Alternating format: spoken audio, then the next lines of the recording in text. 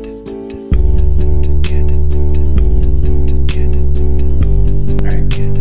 I'm here with Ed Wallace, who is the president of the Relational Capital Group, where he writes books, runs workshops, and offers training and coaching on relational capital.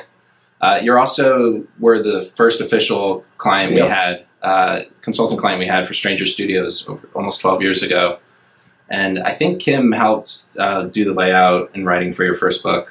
She actually did the layout and writing for the first 3 books. Oh, okay, right. So, and I think you have a 4th out now that we'll get to later. So I thought we could begin by maybe explaining the concept of relational capital for those in our audience who aren't familiar and why it's so important in the current state of business. Well, the definition of relational capital is the distinctive value created by people in a business relationship. So in every business relationship you have, Jason, there's an opportunity to create what I call relational capital. If you think about the words in relational capital, people and money. Right. And a great example is the relationship I have with you and Kim. Sure. And Stranger Studios. Kim was still at Villanova. I think she was a senior when she started working for me. And I remember asking one of my professor friends there, I need somebody who can do everything. And guess what? Yeah, it's good. I got to meet Kim. And Kim helped me with everything from our website design to she actually did the graphics in the books, the tables, the formatting, putting it on Amazon, all the things that the first couple of books we self-published. The third one, the publisher did all that, but Kim was still helping with a lot of the formatting and everything. And then you came along and you helped us build our assessments. And the third book is called Business Relationships That Last. And I think that's a great example. Here we are today doing a podcast on the topic of business relationships, but now your business is completely transformed to Paid Memberships Pro. Yeah, exactly. I really appreciate that you could come back and share some of your experience with our audience. So tell me about the new book, The Relationship Engine, and what prompted you to write that book.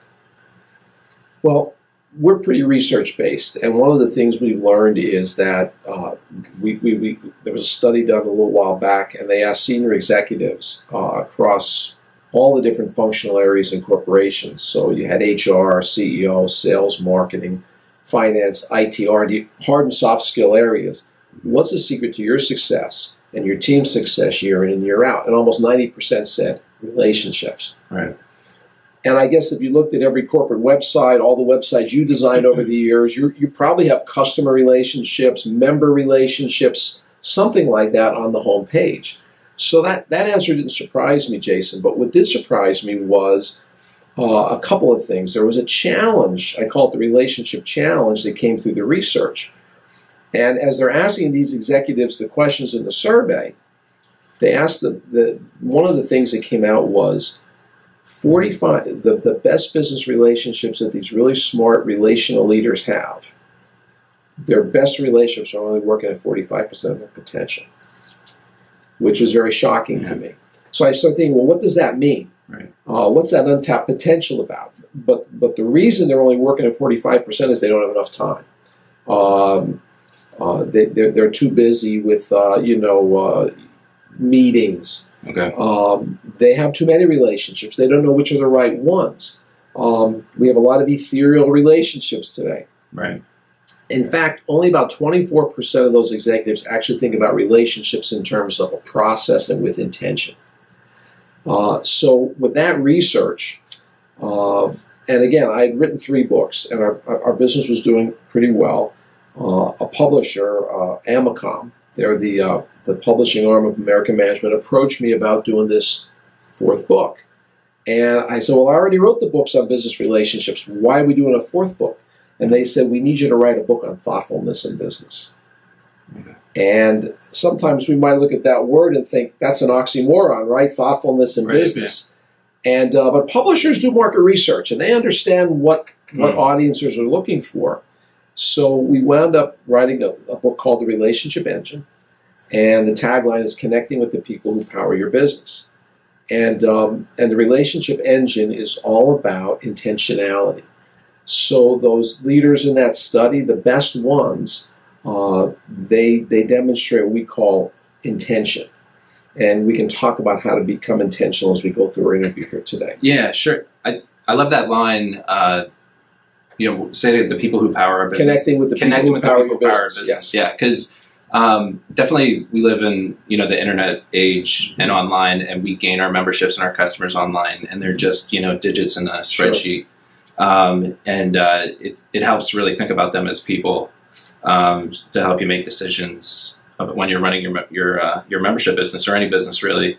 And I think an important point here around relational capital is it's clear to me how relationships lead to a job interview. Everyone's like, oh, it's not the best resume. Everyone gets a job because I knew somebody who got me into that space. And then I also see it all the time doing like consulting sales. You're like, oh, like we had the better offering, the better product, but they went with company XYZ, and you're like, oh, they had the relationship with them. And like, I think a lot of your work goes into, well, how do you actually build those relationships? Exactly.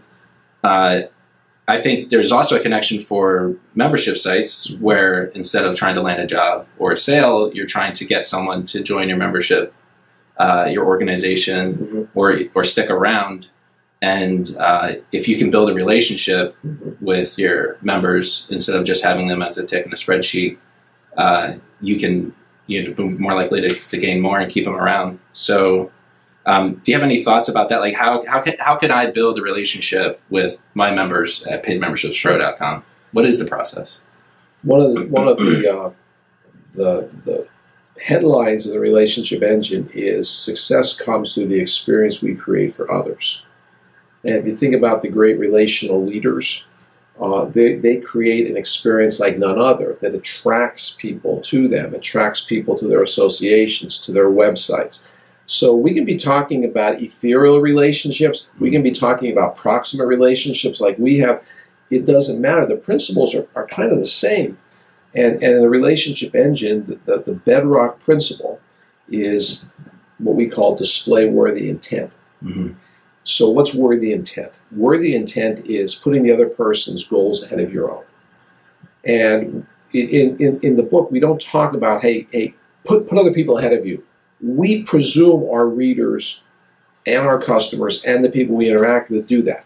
So the going in position is people have good intentions towards others.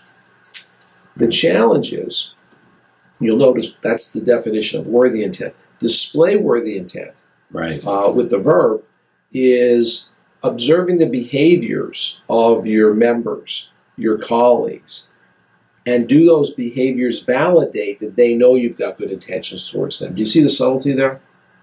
Yeah. It's not just being good towards them, but is your goodness being validated? Right. And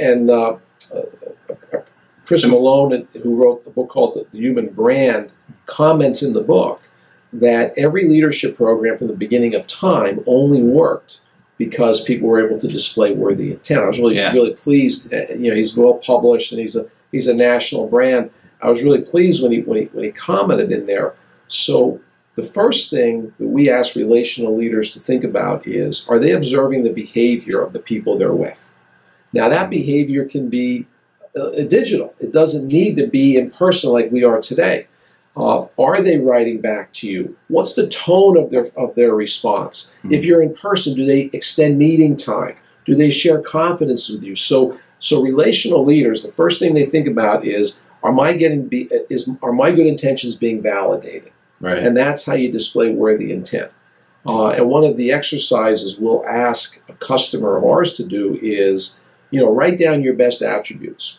So, Jason, let me ask you right now, what do you think some of your best relational attributes are? Relational attributes? Yeah, or your best attributes as a business person. Yeah, I think I'm a problem solver. Okay. So I think when I find myself talking with people and our customers, I dig into what are your problems, what are they, and try to help them figure it out. So your belief is you're a problem solver. What behavior from your own customers and your members indicates to you that that's true? I know it is because I've worked with you. Tell me what behaviors indicate that. Yeah, I'm thinking about this. So, definitely, when people post reviews about our plugin or they reach out to us, I mean, that's how we set up our business. Is like, do you have this problem? You have to accept money. Like, we built a software that does it. So I think we do get that feedback that like, I had this problem that you guys identified and your software solved it. Or like our customers that have, you know, support or need help with stuff. I mean, it's kind of set up that way that Sure. they share their problem, they give it back. As you were developing our assessments for us years ago, what behaviors did I exhibit back to you that indicated I really liked what you were doing and I know you had good intentions? Think about some of the things you did for us over the years. I think one thing that you always valued was when we would push back and ask questions and kind of challenge your assumptions. I know that, you know, you're I mean, that's the goal, is to present things as an authority, and you're coming with a lot of experience in your field, and that wasn't ours, but you were always open to the suggestions that we gave back to you on that, as you know. And in fact, thanks to those suggestions, over 30,000 people have taken the RQ assessment today. Yeah, definitely. And you know, whenever if I needed another assessment, in fact, you did our second assessment as well. So again, what we're asking your members to think about, we're asking everyone who sees this podcast to think about is, it's great to have good feelings towards other people, but we need to see validation in the behaviors that are coming back to us. Do they keep calling me? Do they accept my challenges? Do they respond to, in your case, do they respond to my challenge? I think I'm a great example of someone who, hey, Jason, absolutely, because to this day, that assessment has never broken. Okay. And we have people taking that assessment all over the world. He noticed. We fixed it really quick. Never broken. And the worst thing you want to think about is you send something out to a company in Ireland and the assessment breaks, and it has never broken. So actually, when you bring up that idea of you know, intent and getting feedback on it, one area in our business where I feel like there's a disconnect there is I take a lot of pride in all the work we've already done to build this software, and it's open source and it's 100% free, and it's probably, you know, a 7-figure investment of time and money. Talk about good intentions, right? Yeah. So it's like, and I always hit this. Well, it's kind of like a nice guy kind of response, but in business, where it's like, I built this thing, and then when people come back and they're like, oh, I have to pay for this. Like, lots of businesses have to figure out, and it's a membership site thing too for content. If you at some point you have to put the paywall. Like New York Times says 5 articles or 10 articles, or it went from 10 to 5, and people are like, I only get 5 articles. And it's like, well, the New York Times like has to charge at some point. Gotta stay in business. Yeah, and no matter where you put that price, like people are going to get upset. And I find myself in a position where when I get that feedback, I'm like, don't you understand all the work we've done? And I think what I've learned is they don't understand all the work we've done.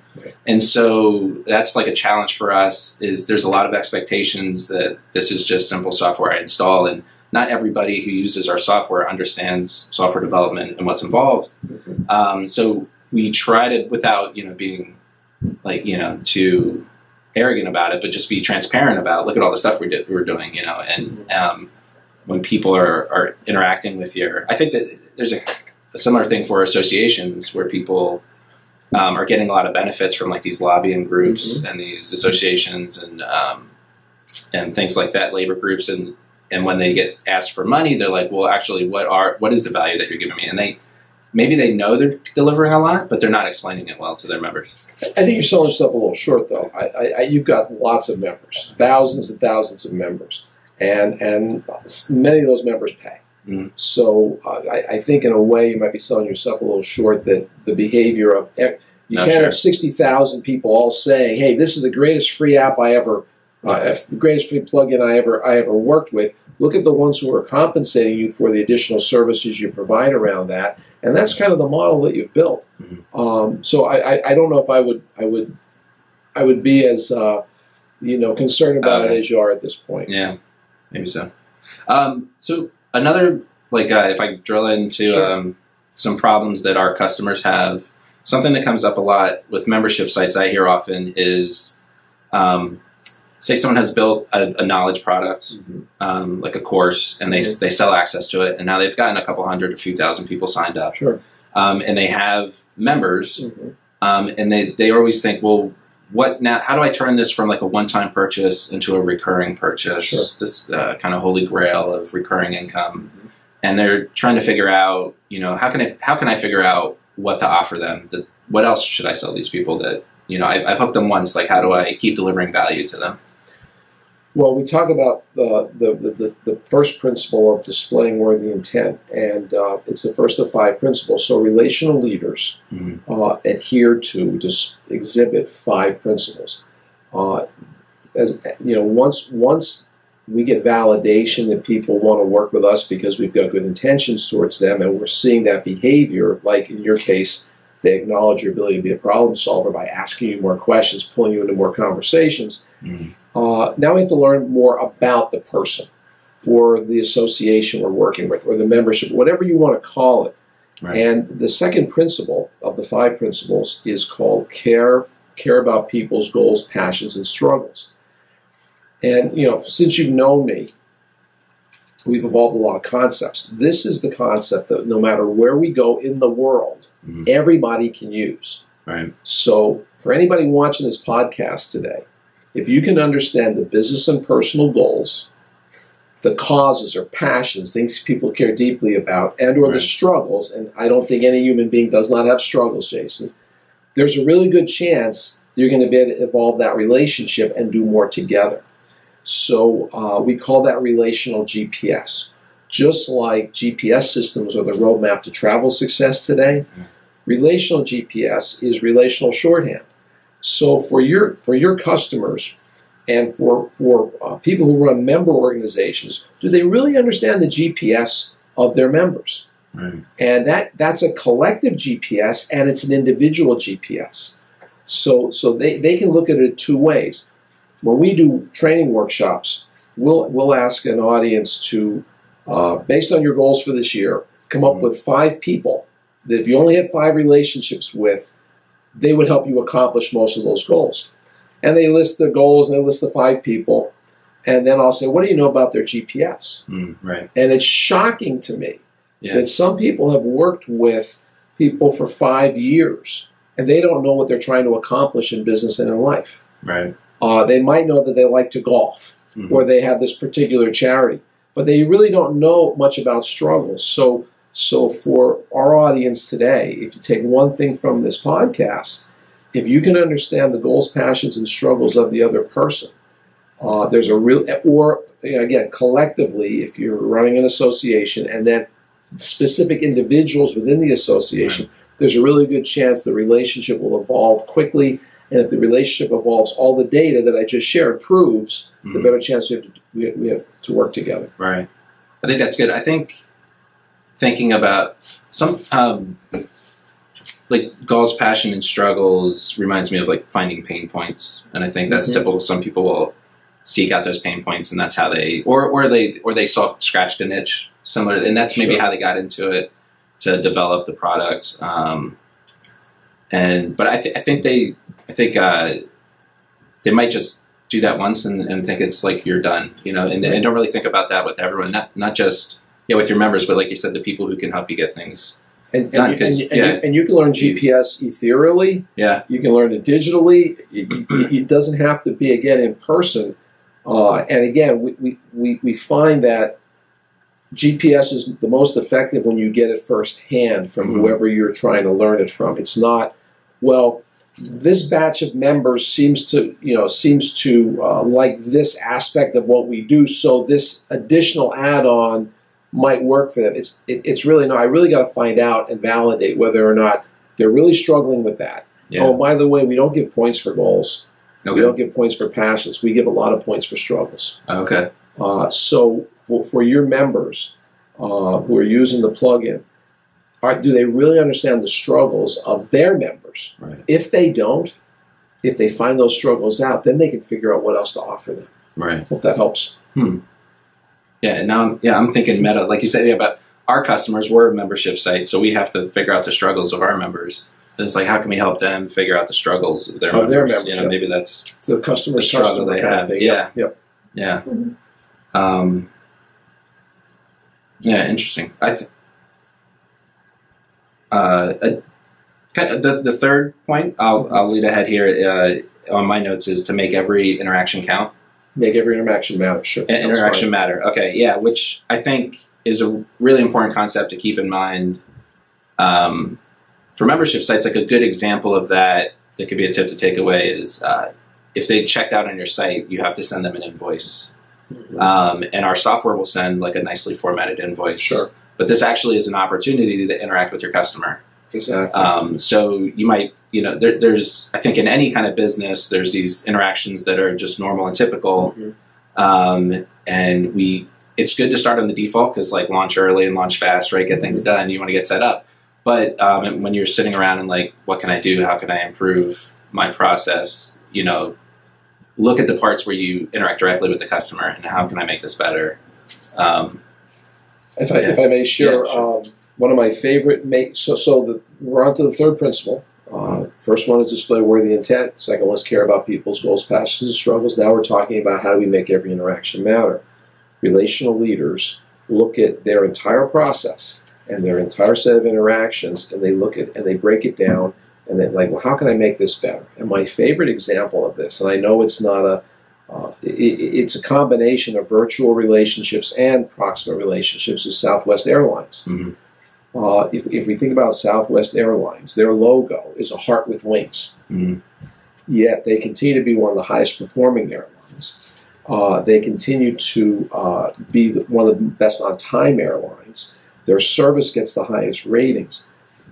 Let's think about some of the things they've thought about to make every interaction matter.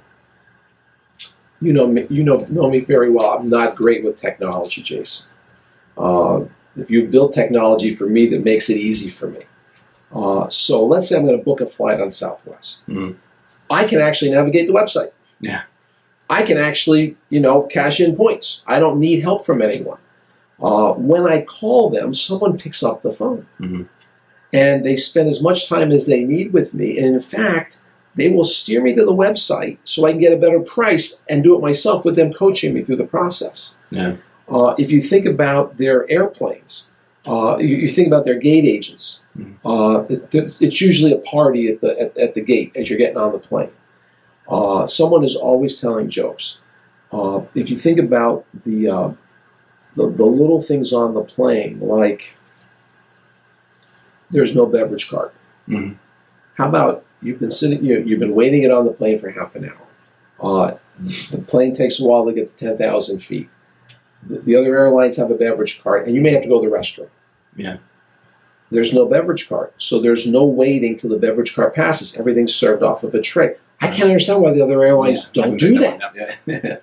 Another little thing is the seats are staggered when you stand up.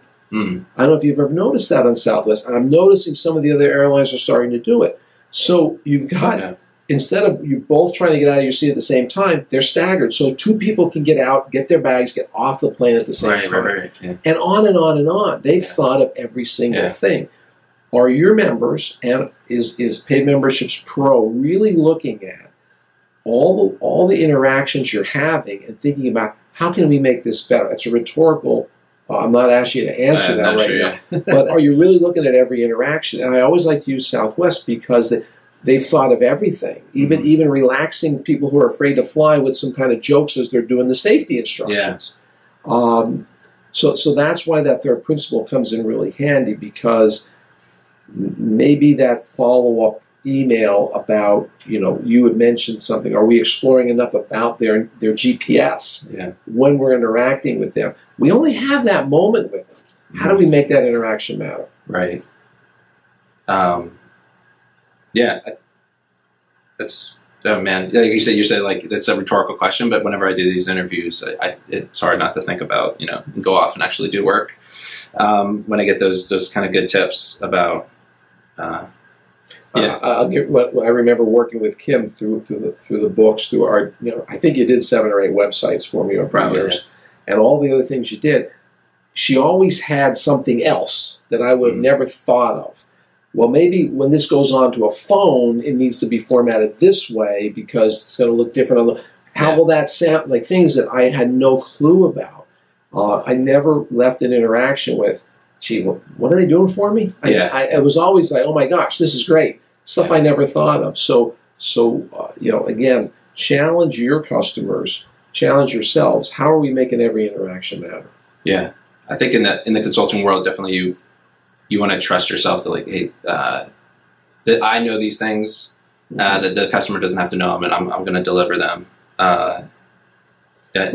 In the membership world, I think, there's something similar that you, think about the value that you're over delivering the value, and that the people understand the value that they're getting from you whenever you interact with them. I think when you're talking to me about Southwest, that made me think, like, one of the reasons that Southwest is able to micromanage at that level is the stuff that they don't do. So apparently they have one model of airplane, and it can't fly from New York to Los Angeles. Maybe they can get that far, but something like that. They can't fly to they don't fly it to London. UK. They focus on the market of the United States, maybe some Mexico, maybe some Canada. So they kind of streamlined like what they're doing and worked on making it super exceptional instead of what I think is a tendency a lot of times is to try to spread out. So maybe, the analogy of we talked earlier about, I sold one product to this person, what else can I do for them? There might be a tendency to, maybe there's another product I can give them. But maybe the opportunity really is just to like make your first product exceptional, or kind of take to the next level and stay focused instead of branching out too far. There's always got to be things you go to the next level with, and if you stay with what you're really good at, then you remain the thought leader. When you start expanding into other areas, in our business, we do leadership development, we do relationship development. A lot of times we'll work with sales teams as well as membership organizations, which consider themselves sales teams. They're selling memberships, right? They're trying to retain memberships. We'll get asked to do all kinds of things. Hey, do you have account management training? No, but I can refer you to somebody who does. Hey, do you do prospecting? Can you help us with cold? We don't do any of that. I can't tell you how much revenue we've referred away because we're just not really good at it. And I think that it's important that for your customers, are they really clear on what their value proposition is? And again, I know this isn't about value propositions, but we're kind of bleeding into that. Sure. We define a value proposition very simply. It's a clear statement through the eyes of the other person that creates a benefit in some way. Can your members actually articulate to you their value proposition when you're helping them with the plugin? What are they really doing for the people that are attracted to their website, to their associations, to their, whatever they're offering? What is their value proposition? Again, I'm not looking for you to answer that, but can they state it? Like if you said them what's your value proposition and they give you a paragraph, they probably don't have a value proposition, or they're not clear on what their value proposition is. Know exactly what you're talking to. Back on the topic of interactions, make every interaction matter. I think about. I didn't think we ever left that topic. Oh, sorry, it's good. But I think about how often it can be awkward to sell that internally, even in our own kind of business, which is pretty progressive and transparent and loose. I write up what I call systems documents, and it's like, this is the exact email you should send to people. This is how you should reply to this. And you get kind of like really detail oriented on those things. And it's just what Southwest Airlines hands out the jokes, I'm sure, to the flight attendants. And Walmart, like they have the greeters. And I read an interesting story recently that in Germany, for some reason, they have to smile. Whenever, I think it's a Walmart rule, if someone's within 10 feet of you, you have to smile at them. And for whatever reason in Germany, like, Germans don't smile. Like it's awkward for them. So like the rules, they need like Walmart's very big about like every interaction is specifically set out for you. Except now they have to put some caveats for the Germans, I guess. I think the point about the Germans and Walmart is that they can sense an authentic smile, perhaps more than we can in America here, and that makes me think about.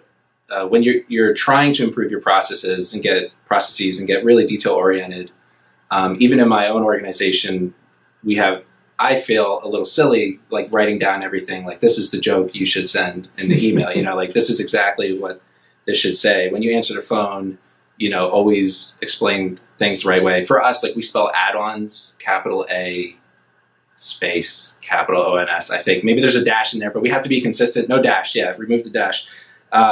So there's those little things, and especially with some associations that are nonprofits, they have a board that Sure. they're beholden to, and there's a lot of bureaucracy. So can you talk to, or are there tips around, when you're trying to implement these ideas, getting buy-in from your board, basically?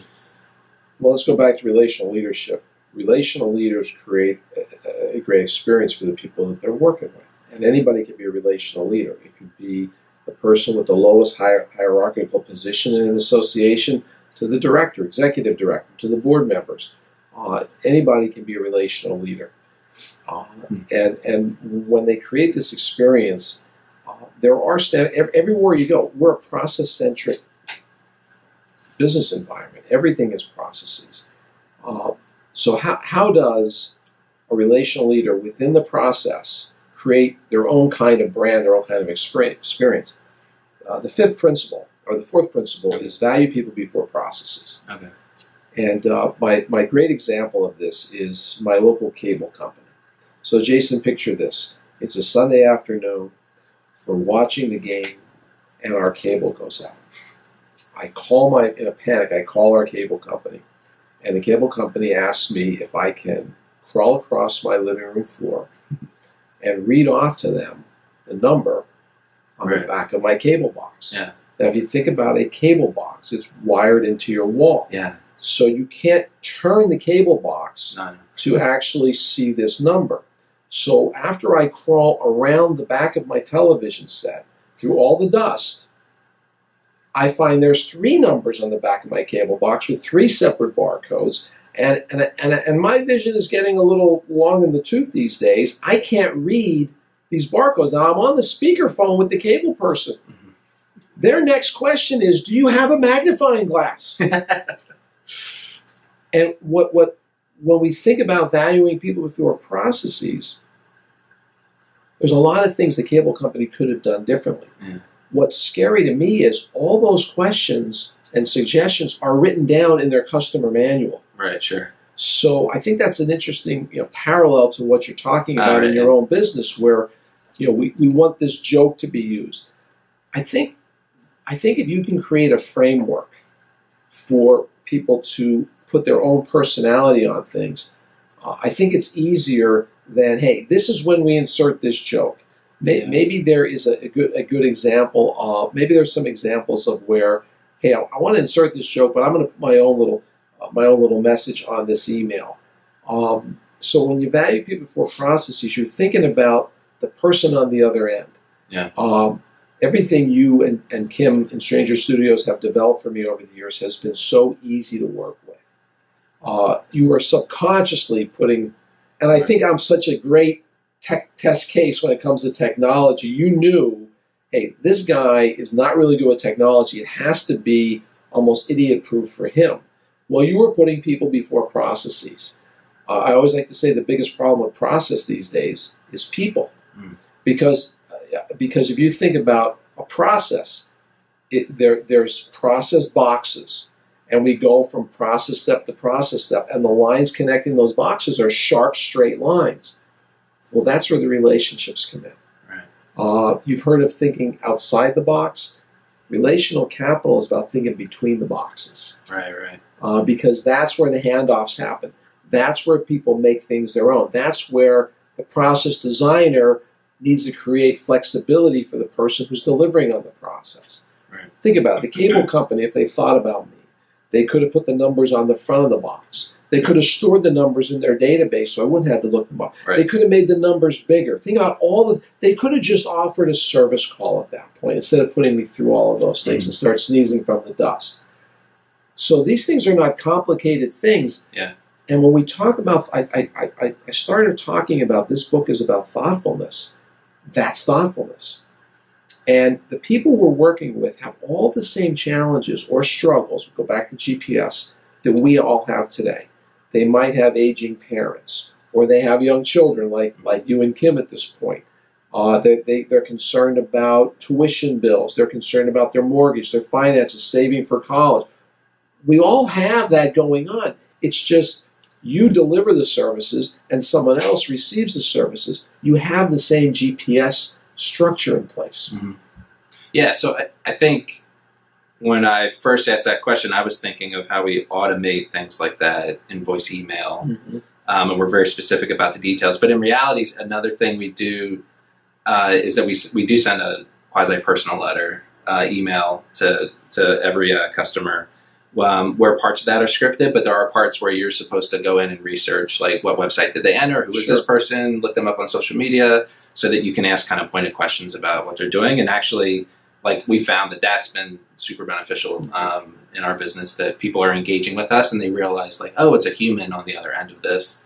And so, yeah, of course, like, my analytical mind wants to automate things, but like you said, like, there's humans, between each of those steps, and the idiosyncrasies of how we really work, when we're asked to do things. And you're a great example of that, because you do have a very analytical side, but you're open. That's where relational leadership comes through. You're open to seeing, hey, I do have to connect with people. Yeah. My success is going to be by, with, and through other people. Yeah. And that experience I create for them will lead to that success. So I think the fact that you're open to it, and then you're thinking, oh yeah, we do have a flexible aspect of this automated process that people can kind of make their own. I think you can check the box on principle 4. Yeah. Chase. No, that's good. So my notes for the 5th principle is to connect performance to purpose. And so maybe you could explain what you mean by that. Well, especially millennials today, and I think you and Kim are right on the edge of millennials. You're still millennials. Yeah. You're like on the end. Yeah, what are we, Gen Y? Yeah. Yeah. I think we're millennials. Yeah, that's the same thing. Gen Y. Yeah. And again, it doesn't matter whether you're a boomer like myself. I'm a young boomer. Okay. A Gen X, a Gen Y, or whatever's coming next, right? There's a sense out there that is what I'm doing making any difference in the world, right? Is this membership organization that I'm running, am I really making a difference? Am I really helping people? And I love to tell the story here about a person who indirectly helps people by helping animals. Okay. And my friend Bill Smith runs the Mainline Animal Rescue. And Bill just loves animals, specifically in this case dogs. We've adopted 4 dogs from his shelter. And Bill, I think you were an Accenture consultant at one time. Bill worked for Arthur Andersen for many years, and but had this affinity for distressed animals. And he started his shelter in his mother's garage. 10 or 12 years later, he places 1,000 animals a year. He now has a farm in the local area here, with a board of directors. It's a who's who of people in the area, to the point where he had been on Oprah Winfrey when she had her show as an animal rights activist. Yeah. All of that because he was trying to connect performance to a purpose. And if you think about, we're a very happy family with the animals we adopted from. How many families is he touching? 1,000 families a year, and how is that making their lives better?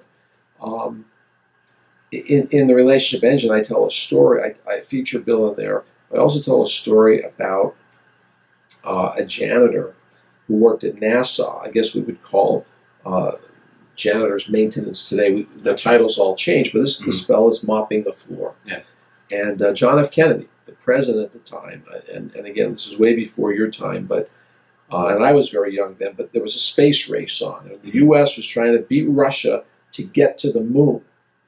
And John F. Kennedy was touring NASA, talking to all the executives, and he was not happy with the answers he was getting about, hey, are we really focused on getting to the moon here? Right. There's all this other stuff, all this other white noise getting in the way. And he sees this janitor. He walks up, he goes, hi, I'm Jack Kennedy. Never called himself the president or anything. And he says, what are you doing? He goes, and the janitor looked up from the mop, and he says, I'm putting a man on the moon. Oh, there you go. Yeah. And I just find that really inspiring, because Kennedy was taken aback. Yeah. And he said, well, how are you doing that? Yeah. He said, well, everybody's got to pull their own weight here. And he said, and to get a man on the moon, you have to have a clean environment. Yeah. I provide that clean environment, and the tests won't work. Yeah. And it's that kind of focus that tells me it doesn't matter what role or what association you're working with, they're serving other people in some capacity. Are we connecting that at a higher level? Yeah. And I know we talked about this a little bit offline, and I don't want to. I don't know if you can remember what you said about how what you guys do does connect it. But it was really on point. So I'll let you respond to my question. No, yeah, I think for us personally, the purpose helps drive the performance. Where, when I'm just coding, solving bugs, working in spreadsheets, and in an analytical phase, it's easy to get tired about work and stressed out. But when I actually engage our customers and talk to them and do interviews with them and realize, dig into their business and realize how we're helping them.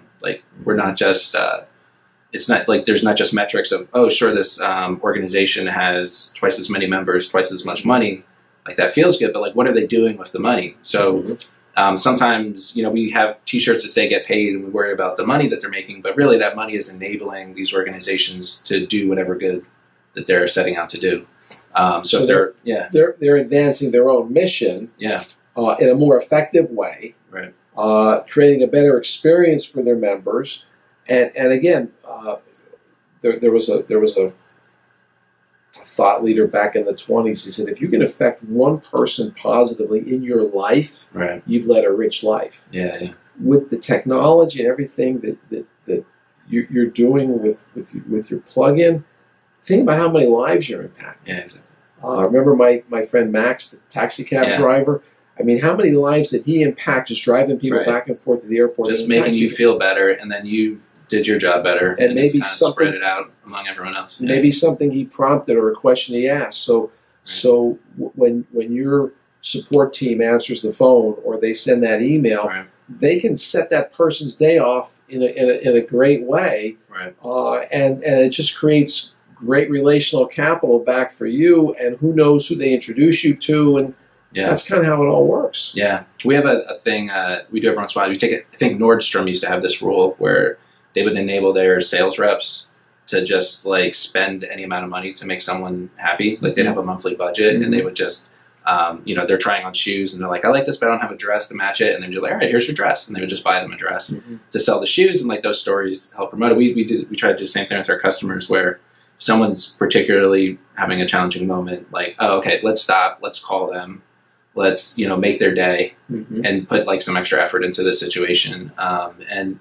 not only does it help maybe what could have been a problem customer, but it's another moment for us to dig into someone's business and realize how our product is benefiting them.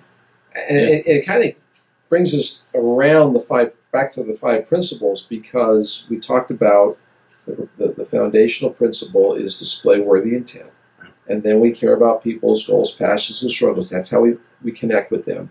And then we make the interactions matter. We value them before the processes we put in place at some level. And then we connect performance to a purpose. And that all gets back to what I call Organization 3.0. And Organization 3.0 is you and I creating a business relationship. It's you and that person you called. Hey, stop the presses. We need to talk and help this customer of ours out. That one-to-one relationship. So we've gone from one-to-one many, many years ago to one-to-many. Right. And ultimately, it gets back to one-to-one in one way, shape, or form, whether it be electronically, digitally, or proximate like you and I are right now. Yeah. I think that's great. And so often people are having these problems in their business, and they're looking for tactical solutions or tell me exactly, or they're looking for the exact wording of that automatic email that I keep bringing up. Right. They're looking for those things, but really, the answer, you can find the answers more clearly if you take that step back and hey, let's actually analyze our customers and work with them as people on a relationship level. And then I think people appreciate that. Your customers are going to sense, I think you talk a lot about making a competition-proof, competitive-proof experience, right? So if you're, I've definitely had this experience with products where maybe it costs a little more for a product, or I could change something, but if I had a good relationship. If you had called Verizon or Comcast and they had just solved your problem immediately instead of having you crawl across the floor, you'd be in a better state of mind, you know, because they treated you like a person. You'd remember that and be more likely to stick around. So definitely, yeah. I don't know if there's, is there anything else you think that, anything I should have asked you that I didn't get to? I think we've covered it. I wish you guys the best with your new plugin, and I'm proud of seeing what you guys have done. I really appreciate the opportunity to work with you today and put this podcast together. We'll send it out to our customers, and I think the key is you think about these 5 principles. Think about anybody can be a relational leader, and everything's evolving back to one-on-one. Again, like whether it be ethereally or it be in person. If we can connect with that person, it's a great chance we're going to help each other and work together. Yeah, and I think everyone who got this far in the podcast and you know, likes what you've been talking about should definitely pick up your book, The Relationship Engine. It was #1 on Amazon in the leadership category, and so it's definitely hitting a nerve with you know, people are finding it useful, and I think it really will explain this stuff, and it is useful for a wide variety of businesses and organizations to just think about things on this level. Are there other ways that people can reach out to you or contact you or see your work? RelationalCapitalGroup.com, Ed Wallace on LinkedIn. Those are probably the best ways, and we usually respond to all the emails we receive. Perfect, yeah. Yeah, you know, he's going to take good care of you if you get in touch with him on this one. That's his brand. So, yeah, definitely do that. Thanks for your time. Thanks, Jay. It's great working with you.